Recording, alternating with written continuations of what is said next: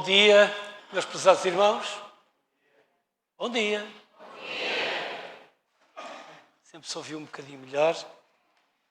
É natural que às vezes o sábado é assim um dia de maior tranquilidade, estamos mais calmos e por isso às vezes a energia não é assim tão forte como nos outros dias da semana em que temos que ir trabalhar e a vida é dura, não é? A vida é dura. Muito gosto em estar aqui na igreja de Aveiro. Certamente que a maioria das pessoas não me conhece. Eu já fui pastor desta igreja durante uns anos, mas ainda era lá embaixo, na outra igreja. Na altura começámos a construir esta igreja com o arquiteto Jales, que fez este set visto do céu, e espero que vós, apesar dos problemas que vão surgindo nas construções, possam resolvê-los todos e tenham este espaço maravilhoso aqui para louvar a Deus. Nem todos os membros de igreja em Portugal e no mundo têm um espaço tão belo e tão condigno. Desta semana estive numa igreja aqui bem perto, chamada Santa Ana Ferreira, em que eu fiquei quase a dar-me um colapso. Como pode haver tanta disparidade, 2 ou 3 dezenas de quilómetros. Por isso vós sois pessoas abençoadas, podeis dar muitas graças a Deus, porque podeis vir confortavelmente, com um ar-condicionado, umas cadeiras que eu quase que me apetecia estar ali sempre sentado toda a manhã, não é? Muito confortáveis, mas que não seja para dormir. Dormir, não só dormir literalmente, mas dormir na fé, porque nós temos que despertar para a vida. Bom, vamos ao tema que nos interessa. Eu queria fazer umas perguntas, em primeiro lugar, aos meus pesados irmãos. Quantos é que têm menos de 35 anos? Menos de 35? A mão bem alta, que eu quero ver. Menos de 35 anos.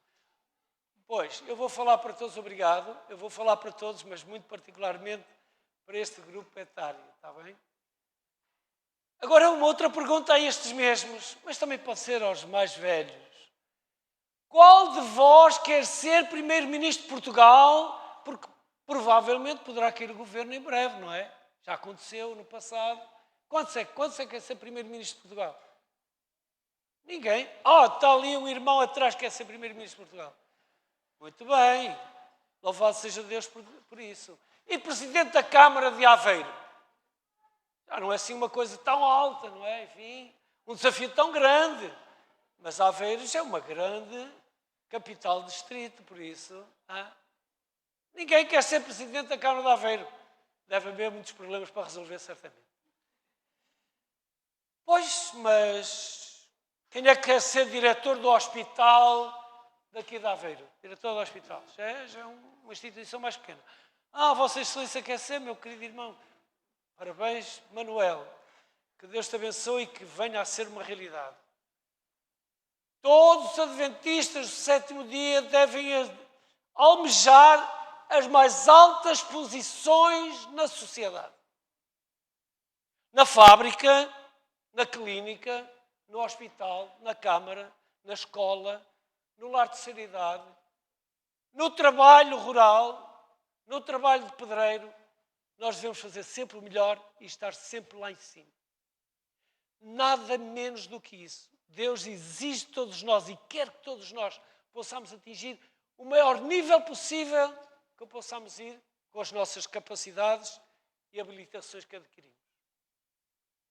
Por isso, meus irmãos, eu hoje vou-vos dizer 2 segredos. Segredos, vocês já sabem. Não há nada de novo debaixo do sol, não é? Mas vou-vos dizer 2 características muito importantes para se ter êxito na Terra.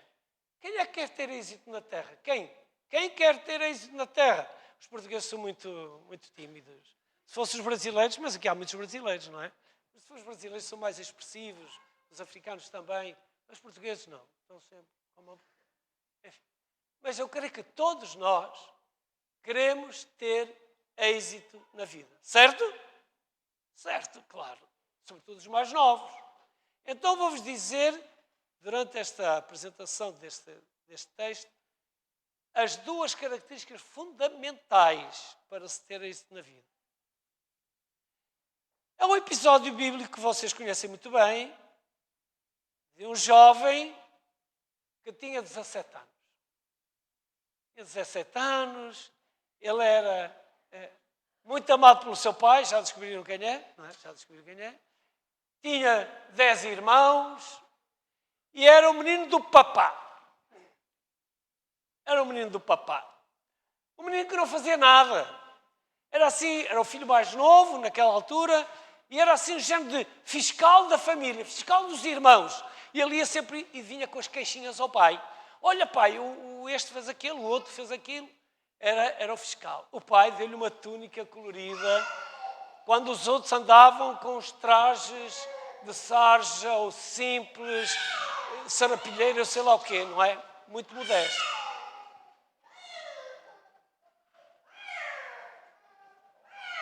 Este pai amava tanto este rapaz, porquê? Porquê é que gostava tanto deste filhinho?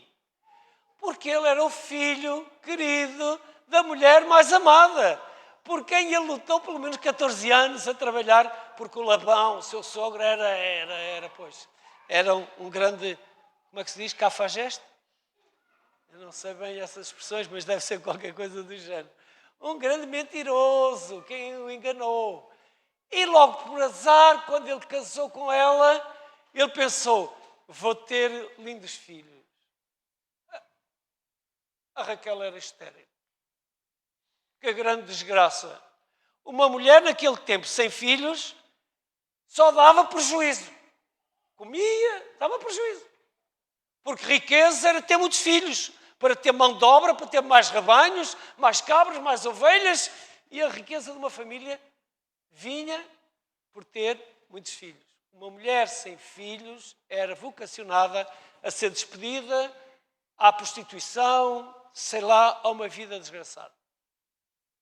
Mas o amor de Jacó era tão grande por ela que, claro, que a conservou. E pela graça de Deus, um dia nasce um menino chamado José. Era tanto o amor deste pai por este filho que cometeu vários erros. Meus queridos pais, quantos pais estão aqui que têm mais de 2 filhos? Mais de 2. Mais de 2. Só meia dúzia de famílias. Ou 2 ou mais de 2. Ou 2 ou mais de 2. Desculpem. Ou 2 ou mais de 2. Assim já vejo mais mal. E aqueles que não têm filhos, pensem bem para o futuro quando Deus vos der a graça de ter filhos. Eu tenho 3. São todos diferentes. Se um é pardal que canta, o outro é moço parado. E o outro é muito sossegado. São todos diferentes. E para pessoas diferentes temos que agir de forma diferente. Mas nunca com tendências para darmos mais atenção e mais amor a um do que ao outro. Mais consideração a um do que ao outro. Que foi a desgraça deste pai chamado Jacó. Que este filhinho era o filhinho mais querido da família. Ele até tinha umas características um bocado estranhas, não é? Ele criou alguns defeitos de caráter e até tinha uns sonhos, de vez em quando era um sonhador de sonhos e vangloriava-se que um dia os seus irmãos se iam vergar a seus pés e até o pai e a mãe. E os irmãos repreendiam, o que é que tu estás para aí a dizer? Vê lá. Começavam a ficar zangados com ele. E às queixinhas que ele fazia, os irmãos começaram a ficar com ódio a este irmão. Ellen White diz o seguinte: o seu pai, forte e terno como havia sido o seu amor, fez-lhe mal com a sua parcialidade e indulgência.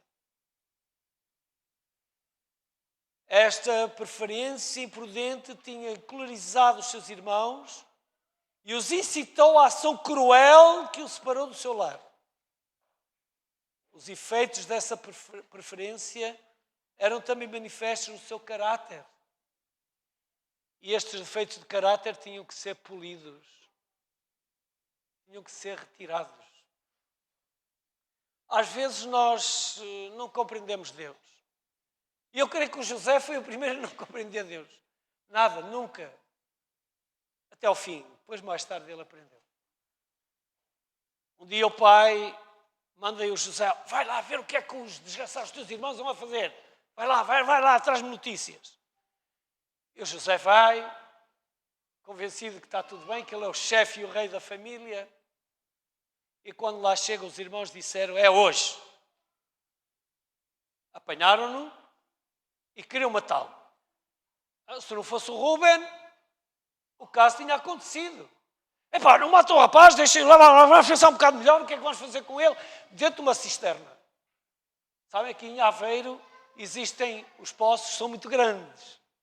Eu até sido uma pessoa mesmo desta igreja que um dia caiu dentro de um poço deste, por acaso estava seco. Como o José, estava seco, numa pista noturna que eles fizeram por aí. Pois é, vamos deixar aqui o José dentro desta cisterna, deste poço seco, e depois vamos pensar um bocadinho. Mesmo contrariados, os irmãos obedeceram ao mais velho, ao Rúben. Foram-se embora, cada um para o seu lado, com as suas ovelhas e cabras. O Rúben também foi, afastou-se. E não é que passa por ali uma caravana de ismaelitas que vai para o Egito? É agora, o Rúben está cá, vamos vendê-lo como escravo para o Egito. E assim fizeram. Venderam, ainda ganharam dinheiro. Se o matassem, não ganhavam nada. Mataram um animal, como sabem, e enviaram a sua túnica linda, esfarrapada e manchada de sangue ao seu pai, que chorou amargamente pelo filho do seu coração. O José não percebe nada. Um jovem de 17 anos, apanhado, que vive, não é? O filho querido, não é? Da família, com todas as suas benesses.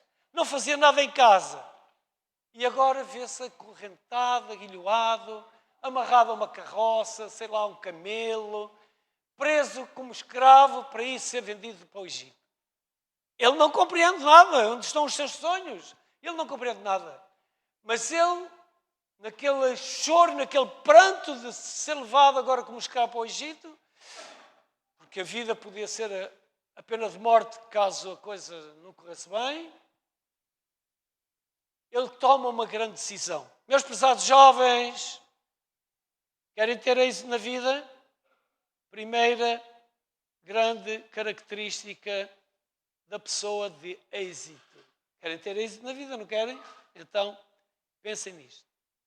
O José, na tenra idade, tomou uma decisão. A chorar e a prantear, que aconteça o que acontecer, Senhor, eu vou-te ser fiel a toda a prova, até ao fim da minha vida, eu vou-te ser fiel. É nestas idades que se tomam as grandes decisões. Eu lembro quando tinha 20 anos, conheci a Igreja Adventista, era católico, não praticante, de ver a saída das meninas da missa, era o que nós fazíamos, e ver as meninas a sair da missa. Mas houve jovens como vós que me transmitiram a mensagem adventista. E muitas reformas tiveram que existir na minha vida. Muitas. Eu podia estar aqui uma tarde inteira a contar.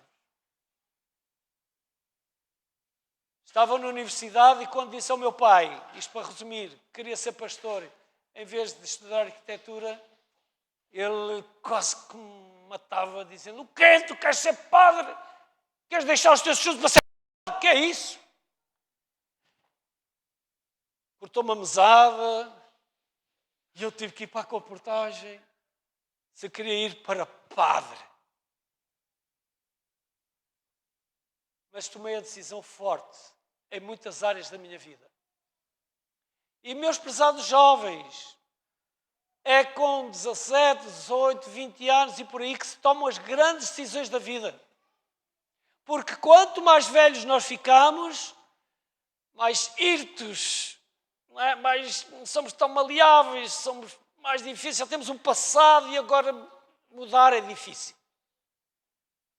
É bom quando somos como as plantas tenrinhas que crescem, não é? As trepadeiras, nós guiamos para aqui e para acolá, os sarmentos, as videiras, até se faz isso com pereiras e outras árvores. Guiam-se desde novinhas, elas ficam lindas com a forma que nós queremos. Assim é com a educação, com a nossa e com a dos nossos filhos. É na fase tenra da vida que nós temos grandes oportunidades para nos posicionarmos no caminho de Deus. Vocês sabem que nós estamos a atravessar uma crise de vocações. Só presentemente nós temos de andar à procura dos reformados. A União vai buscar os reformados, vai buscar os estrangeiros, já nem sabemos aonde, porque não há pastores.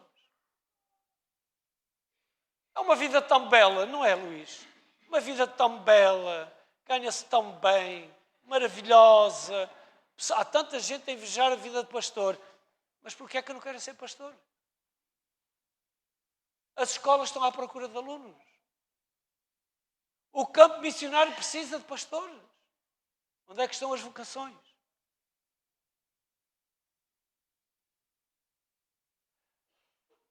O José caminhou para o Egito amarrado numa carroça e mal chegou lá, numa praça qualquer, foi vendido como escravo a Potifar, um capitão do exército de lá do faraó. Ele foi vendido porque ele tinha um semblante esbelto, não era um qualquer, não. Ele ia para a academia, não é? Vocês dizem academia, os brasileiros, para o ginásio, fazer musculação. Não, ele lá em casa, certamente que era um menino querido e tinha uma boa aparência. Aliás, não sou eu que eu digo. A Bíblia diz claramente, no verso 7 do capítulo 39 de Gênesis, que eu peço para vocês abrirem a vossa Bíblia, Gênesis 39, e no verso, não é no, deixa-me lá ver, é no fim do verso 6, diz assim: ora José era formoso de porte e de semblante. Era um rapagão daqueles que punha as meninas a olhar duas vezes. Com 17 anos, jovem, todo esbelto. E agora imagina ele, tronco nu, apenas com os panos atados à cintura, e ele a mostrar os seus muscles ali, todo belo. E o Potifar disse: eu quero esse rapaz. E levou-o para casa. Reparem no que diz a palavra de Deus. Vamos ler, está bem? Ler a palavra de Deus no capítulo 39. Diz assim: José foi levado ao Egito. Nada de mais, ponto. Mas depois de Potifar, oficial do faraó, capitão da guarda, egípcio, comprou dos ismaelitas que o tinham levado para lá. Meus pesados irmãos, reparem bem agora nisto. Que é muito importante. Eu espero não cair. Está bem que isto tem uma beirinha. O Senhor estava com José e ele tornou-se próspero. O Senhor estava com José. Na Bíblia, aqui neste capítulo, aparece 4 vezes esta expressão. O Senhor estava com José. E a primeira pergunta fica connosco. E Deus? O Senhor está connosco? Nós dizemos que o Senhor está connosco, cantamos, o Senhor está connosco. O Senhor está comigo? O Senhor está contigo? Diz cá que o facto, ou pode-se concluir que o facto do Senhor estar com ele o tornou próspero. Já viram a relação que existe? E diz mais: estava na casa do seu senhor egípcio, vendo, reparem bem, um ateu, um pagão, talvez adorador de outros deuses, sei lá, não posso imaginar agora. Mas reparem no que ele viu. Vendo o seu senhor, que Deus era com ele, olhem que interessante, e que tudo o que ele fazia, o Senhor prosperava em suas mãos, achou José graça aos olhos dele e o servia. Ele o pôs por mordomo, é a primeira vez que aparece a palavra mordomo na Bíblia, por mordomo da sua casa, e entregou nas suas mãos tudo o que tinha. Desde que o pôs por mordomo na sua casa e de tudo o que tinha, o Senhor abençoou a casa do egípcio por amor de José. A bênção do Senhor estava com ele sobre tudo o que tinha, tanto na casa como no campo. Reparem bem nisto. Um pagão reconhece que Deus estava com um jovenzinho escravo de 17 anos. Logo ele viu isso e o colocou sobre mordomo. Mordomo quer dizer o maior, domus quer dizer casa, o maior da casa, o maior de todas as suas propriedades. Bens financeiros, materiais de toda a espécie, terrenos, sei lá quê, produção de alguma coisa. O José foi colocado como mordomo. A pessoa mais importante da sua casa, como um grande administrador da sua empresa. Dá que pensar. E diz mais, que a casa do Potifar foi grandemente abençoada. É isso que lá na escola, os professores, os contínuos, às vezes se diz auxiliares de educação, qualquer coisa assim do género, veem cada um de vós, queridos estudantes, será que os patrões da fábrica, da empresa onde vós trabalhais, veem que sois pessoas diferentes? Que há qualquer coisa com esta pessoa? Conto-vos uma história verídica. Passou-se com uma irmã nossa, que é de Vila Franca de Xira. Ela trabalhava numa fábrica e a fábrica começou a querer produzir por turnos, a trabalhar por turnos, e chamou os empregados, olha, nós agora vamos ter estes turnos, etc. Os senhores vão ter que participar nestes turnos. E esta irmã disse assim, mas eu não trabalho ao sábado. Minha senhora, se não trabalho ao sábado, está despedida.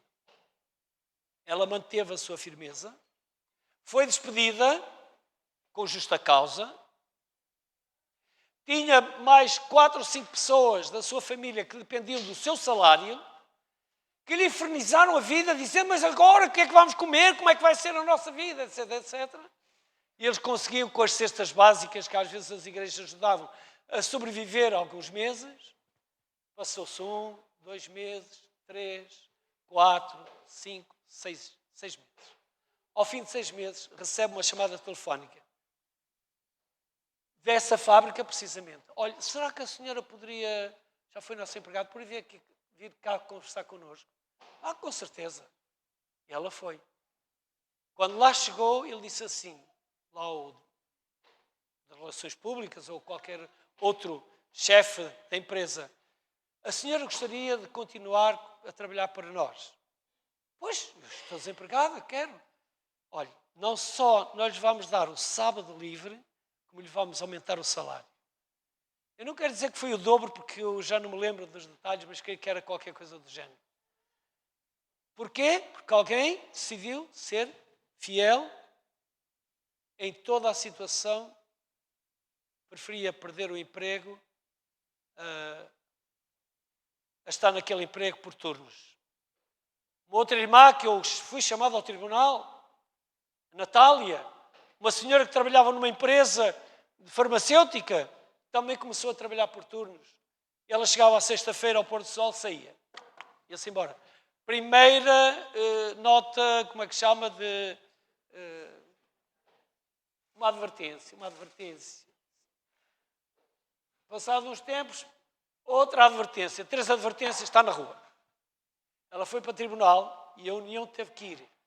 Perdeu na relação, perdeu no tribunal a seguir. No Supremo, tivemos que levar este trabalho, esta questão, até ao Tribunal Constitucional. E pela graça de Deus, ela ganhou. Eles tiveram que, não puderam empregá-lo novamente, mas tiveram que lhe dar aquilo que era devido. Essa irmã hoje está na Inglaterra, lá para a Escócia. Meus queridos irmãos, este jovem José era um homem firme de caráter. Homem firme de caráter. Ele decidiu ser fiel a Deus a toda a prova. E sabem o que é que acontece quando nós queremos ser fiéis? Há sempre uma víbora, não é? Que ronda aqueles que querem ser fiéis para lhe infernizar a vida, para lhe fazer a vida numa desgraça. E ali apareceu uma mulher egípcia, a mulher de Potifar, com transparências e dança do ventre, a tentar José para ver se ele caía na imoralidade. E o José disse, nem pensar como é que eu posso ser infiel ao meu Deus e ao meu patrão, eu não posso de maneira alguma, eu não, fugia. E nós às vezes pensamos que isto foi uma vez que aconteceu na vida de José. Não, reparem lá no texto que está no verso 10, capítulo 39, verso 10. Embora ela intentasse com José, ou estasse com José, dia após dia. Dia após dia. Não foi uma vez, mas ele foi firme. 2 vezes, e ele foi firme. 3 vezes, foi firme. E assim por diante, até que chegou o momento em que ela lhe deu um checkmate. Criou uma armadilha, um método para o colocar mal, e o José vai parar aonde? À cadeia. O Potifar provavelmente sabia que a culpa era da mulher. Mas para salvar a sua honra, preferiu meter o José no calabouço do que propriamente passar uma vergonha. E o José foi, cada vez percebia menos. Ele saiu de casa do seu pai, desceu lá para o campo dos seus irmãos, do campo dos irmãos desceu um poço, do poço desce ao Egito, do Egito vê-se metido na cadeia. Mas ele desanimou? Não. O José confiava no seu Deus, apesar de ter descido até o último. E ali na cadeia, sabem, ele tornou-se um género de mordomo da cadeia. Um jovem apreciado. O Senhor era com ele. O Senhor era com ele, diz lá o verso 21. E mais, o carcereiro não tinha cuidado de coisa alguma que estava nas mãos de José, porque o Senhor era com ele, fazendo prosperar tudo o que ele empreendia. Que exemplo de jovem! Que exemplo de jovem! Mesmo no calabouço ele fazia produzir tudo e tudo que ele punha às mãos produzia. Meus prezados jovens, é disso que nós queremos. Jovens estudantes, os melhores da turma, os melhores da universidade, os melhores do vosso curso, os melhores trabalhadores na fábrica, os melhores gestores de qualquer empresa, os melhores professores. Os melhores. O Senhor está a dizer os melhores. Os melhores. Nós temos que sonhar alto, com fidelidade. E sabem o que mais? Segunda característica. Segunda característica sobre a qual não existe êxito. Primeira qual é? Fidelidade. Fidelidade ao Senhor, fidelidade ao marido, à esposa, fidelidade ao professor, ao pastor. Fidelidade em todo lado, fidelidade. Senão não teremos êxito. É condição sine qua non. Ou temos, ou então o êxito está fora da nossa vida. E a segunda qual era? Nós logo de tarde vamos falar um bocadinho disto. Trabalho,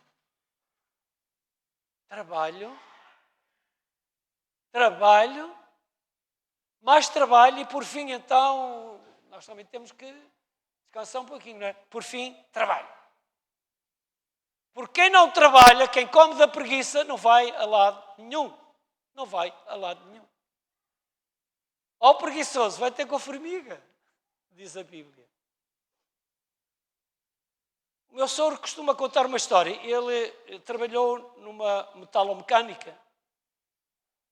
Fazia esses grandes zimbros, andaimes e pontes para depois fazer as cofragens dos grandes edifícios. E havia lá um senhor que era o capataz da oficina. O capataz era a pessoa que o patrão gostava mais. E ele enganava o patrão. O patrão era raro entrar nas secções de produção, mas quando lá vinha, diz o meu sogro, este homem pegava no martelo e em cima de uma grande vigorna que estava lá, pem, pem, pem, batia 50 vezes, enquanto o patrão estivesse dentro da fábrica, e ele batia. O patrão ia-se embora e dizia assim, eu realmente acertei, tem ali um grande capataz, tem ali um grande obreiro. Mas ele estava a fazer nada. Há um ditado português que diz assim, patrão fora, feriado na loja. Agora vou à casa de banho, vou fumar um cigarro, vou não sei o quê. Não é o caso dos adventistas. Os adventistas são trabalhadores. E às vezes, por causa disso, dizem, tu também és amigo do patrão, não é? Queres fazer amigo do patrão? Queixinhas, não sei o quê, não é? Às vezes, aqueles que trabalham são vistos pelos colegas como sendo, também estás a... No meu tempo dizia assim, estás a engraxar os sapatos ao professor, estás a engraxar. Quando um indivíduo era bom aluno, pois. Mas sabem, vocês têm que lutar contra isso, contra as correntes do mundo. Façam por ser as melhores pessoas, as mais competentes, as mais capazes, qualquer que seja a vossa área. Na cozinha, a limpar o chão, não importa. Quando vocês limparem o chão, o que é que diz São Paulo? Tudo quando fizerdes, não façais como para com os homens. Fazei para com o vosso Deus. Está aqui um bocadinho sujo, eu vou ali, limpa tudo, fica tudo impecável. É-se competente nos pequenos detalhes. Sabem porquê? Deus está a ver-nos. E isto deve ser tão importante que depois passa a ser uma característica intrínseca do nosso ser. Já não fazemos de outra maneira, já não sabemos fazer de outra maneira. Ou fazemos bem, somos perfeccionistas. Ainda bem que o somos. Meus prezados irmãos, depois vocês sabem a história. Este homem não termina na cadeia. Não termina na cadeia. O José, devido a ser o intérprete de sonhos, é conhecido pelo faraó, através do padeiro mor, de que o faraó tinha assim uns sonhos um pouco loucos, como o Nabucodonosor, lembram-se? Uns sonhos estranhos que o incomodavam, vacas gordas, vacas magras, espigas cheias, espigas vazias. O que é isto? Confusão, ele estava perplexo. E alguém lhe diz, olha, um rapazito lá na cadeia que ele interpreta os sonhos e resulta. Até porque já se deu isto assim. Chamem lá o rapaz. E o José apresenta-se, imaginem, como é que ele vinha uniformizado, saído da cadeia. O faraó conta-lhe os sonhos e o José dá a explicação. 7 anos de fartura e 7 anos de fome. Arranja alguém que reserve 1/5 de cada ano em armazéns, constrói armazéns, para que depois, nos 7 anos de fome, possas ter pão para alimentar a tua terra e outras terras vizinhas. O faraó ficou atónito. O que é isto? Quem é este rapaz? E ele diz, tens que escolher uma pessoa que seja capaz de executar isto. O que é que diz o faraó? O que é que disse o faraó? Vocês podem ler comigo no capítulo 41, a partir do verso 18. Então, perdão, 38. Perguntou, pois, o faraó a seus oficiais, acaso acharíamos um homem como este, em quem há o Espírito de Deus? Meus irmãos! Até o faraó reconheceu que José tinha o Espírito de Deus. Não é maravilhoso isto, irmãos? Não é maravilhoso? Isto é maravilhoso. Depois disse o faraó a José, visto que Deus te fez saber tudo isto, ninguém há tão entendido e sábio como tu. Tu serás sobre a minha casa, e por tua boca se governará todo o meu povo. Somente no trono eu serei maior do que tu. Disse mais o faraó a José, vê, eu tenho posto sobre toda a terra do Egito. Então tirou o faraó o anel da sua mão e o pôs na mão de José e o fez vestir de roupas de linho fino e o pôs um colar de ouro ao seu pescoço. Se fosse hoje, pastor, e ao conselho de igreja com tantas joias. E fê-lo subir no segundo carro que tinha e clamava diante dele: ajoelhai-vos! Assim o pôs sobre toda a terra do Egito. Disse ainda Faraó a José: eu sou Faraó, porém sem ti ninguém levantará a mão ou o pé em toda a terra do Egito. Chamou o Faraó a José de Zafnate-Paneia e deu-lhe por mulher a Asenate, filha de Potifar, sacerdote de On, e saiu José por toda a terra do Egito. Meus prezados irmãos, sabem que mais? Terra do Egito. José é chamado a ser primeiro-ministro da maior potência que existia naquela altura. O Egito. Ainda hoje é famosa, creio que alguns viram o translado das múmias, de fora que coisa espetacular, majestosa, que foi realizada aqui há 1 ano ou 2 atrás. Que grande país, que grande potência. Naquele tempo José foi chamado a ser o quê? Primeiro-ministro. Um rapazinho simples. Sabem com que idade ele tinha? Está lá o texto diz. Reparem bem, verso 46. Era José da idade de 30 anos. Para a minha idade, eu diria assim, uma criança a ser primeiro-ministro. Da maior potência do mundo. Uma criança. Não se fiquem ofendidos, não é? Eu é que já são velhadas e por isso dão-me estes luxos. Um jovem na flor da juventude, com 30 anos, é chamado a ser primeiro-ministro de um país. E que país? E que país? Por isso, quando eu vos perguntei quem é que queria ser primeiro-ministro, Deus seja louvado, para ver uma mão. Deus seja louvado. Quem sabe? Quem sabe? Nós temos é que fazer uma coisa. As 2 primeiras características são estas. Fidelidade a Deus. Não é só nos dízimos e nas ofertas. Não, não. Em tudo. Em casa. É no trabalho. É na escola. A fidelidade para com os outros. Venham logo à tarde que eu vou-vos contar umas histórias. Bastantes histórias. E muito interessantes. Estas são as 2 características que eu queria deixar convosco, meus prezados irmãos. Nós temos que ser pessoas chamadas por Deus para dirigirmos o mundo à nossa volta. Sabem porque é que o mundo ainda não foi destruído? Nós dizemos, ainda há muita gente para conhecer o Evangelho. É verdade. Sabem porque é que a Aveiro não é destruída? Pela vossa presença. Pela vossa presença. Porque vós sois uma bênção para esta cidade. Que o Senhor esteja com todos nós, meus irmãos. Que nos ajude a compreendermos esta mensagem poderosa que Deus nos trouxe através da vida de um jovenzinho de José. Ele, onde estava, toda a gente verificava que ele tinha a presença de Deus com ele. É isso que eu espero de mim, de vós, da minha família, da vossa família, que os outros à volta digam assim, é um bocado esquisito, não come carne de porco, não fuma, não bebe, não sei o quê, não sabe o que é a vida é boa e bela. Mas olha, sabes, é com ele que eu gosto de desabafar quando tenho um problema. É aquele empregado que eu gostaria de ter na minha empresa. E é isso que eu espero que todos os outros olhem para nós, para vós, como filhinhos de Deus, e digam assim, eu quero ter este indivíduo comigo. São boas, quero os ter como vizinhos, como colegas de trabalho, como colegas na escola.